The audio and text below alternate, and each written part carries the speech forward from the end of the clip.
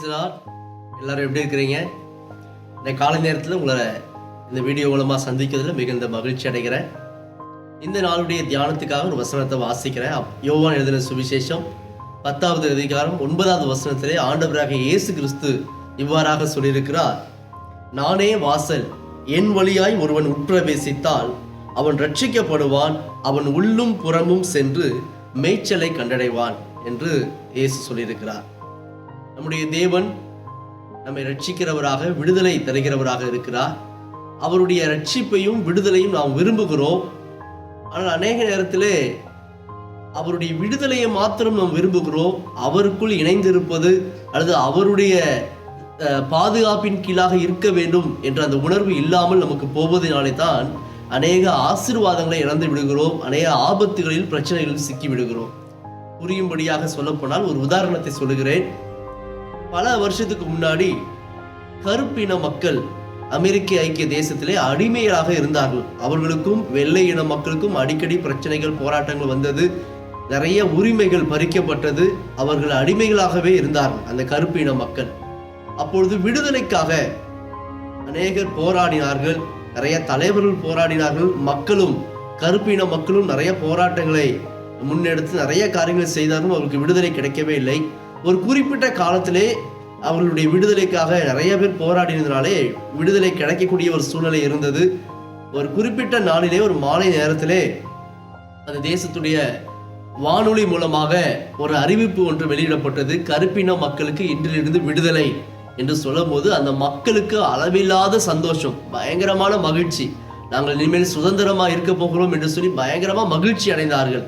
எனக்கு விடுதலை கிடைத்து விட்டது என்று சொல்லி எல்லாரும் ஆர்ப்பரித்தார்கள். நல்ல மகிழ்ச்சியால் நடனமாடி, பாட்டு பாடி ரொம்ப சந்தோஷமா இருந்தாங்க. ஆனா அந்த சந்தோஷம் ரொம்ப நேரம் நீடிக்கல. சில மணி நேரங்கள் கூட நீடிக்கல.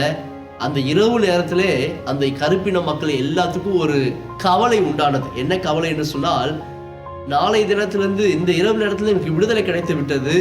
நாளைக்கு இருந்து எங்களுடைய உணவுக்கு நாங்கள் எங்கே செல்வது, நாங்கள் எங்கே தங்கி இருப்பது, நாங்கள் எங்கே போய் வேலை செய்வது, எங்களுடைய பிள்ளைகள், எங்களுடைய வாழ்வாதாரத்துக்கு நாங்கள் என்ன செய்வது என்ற ஒரு கவலை வந்தது. ஏனென்று சொன்னால், இதுவரை அவர்கள் பெரிய பெரிய பணக்காரர்களுக்கு, குறிப்பாக வெள்ளை இன மக்களுக்கு அடிமைகளாக இருந்தார்கள். எனவே அந்த அவங்களை அடிமையாய் வைத்திருந்த நபர்கள் இவர்களுக்கு தேவையான உணவையும் உடையையும் தங்குவதற்கு இடத்தையும் கொடுத்திருந்தார்கள். ஆனால் இன்று அவர்களுக்கு விடுதலை ஆனது பின்பதாக நாளை தினமே அவர்கள் குடியிருந்ததான அந்த அடிமைத்தன இடத்தை விட்டு காலி செய்ய வேண்டும்.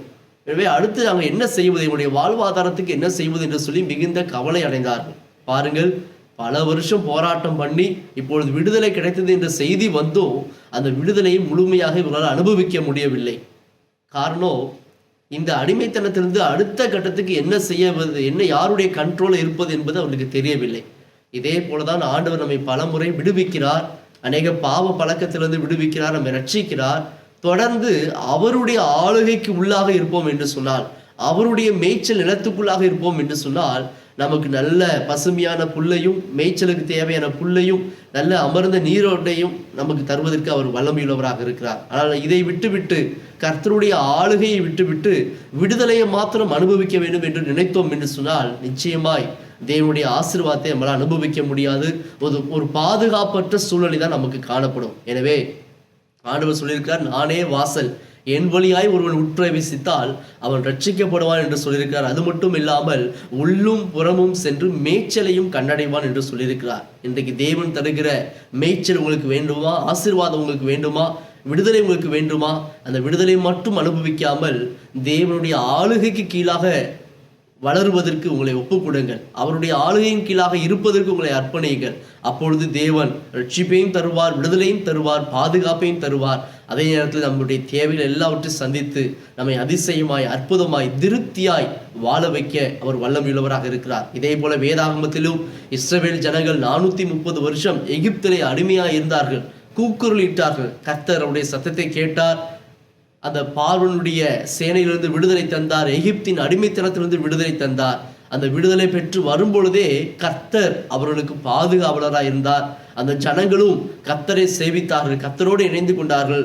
யார் யாரெல்லாம் கர்த்தருடைய ஆளுகையின் கீழாக இருப்பதற்கு தங்களை அர்ப்பணித்தார்களோ கர்த்தர் அவர்களை போஷித்தார், காப்பாற்றினார். கானான் தேசத்துக்கு அழைத்து சென்றார். அவர்கள் கட்டாத பெரிய பெரிய வீடுகளை தங்கி இருக்க பண்ணினார். பாலும் தேனும் ஓடுகிற அந்த ஆசீர்வாதத்தை கர்த்தர் அவர்களுக்கு தந்தார். அதே போல இந்த காலை நேரத்தில் இந்த வார்த்தை கேட்டுக்கொண்டிருக்கிற தேவ பிள்ளைகளே, அந்த தேவன் தருகிற விடுதலை மட்டும் போதும் என்று நினைக்காமல் அவருடைய ஆளுகையின் கீழாக இருப்பதற்கு நம்மை அர்ப்பணிப்போம் என்று சொன்னார். தேவன் நிச்சயமாய் நாம் நினைப்பதற்கும் வேண்டுவதற்கும் அதிகமான ஆசீர்வாதத்தை தருவார். நம்மை உயர்த்துவார், பாதுகாப்பார், எல்லா தீமைகளுக்கும் விலக்கி நம்மை காப்பார். நம்ம எல்லாரும் கண்களை மூடி ஜெபம் பண்ணுவோமா?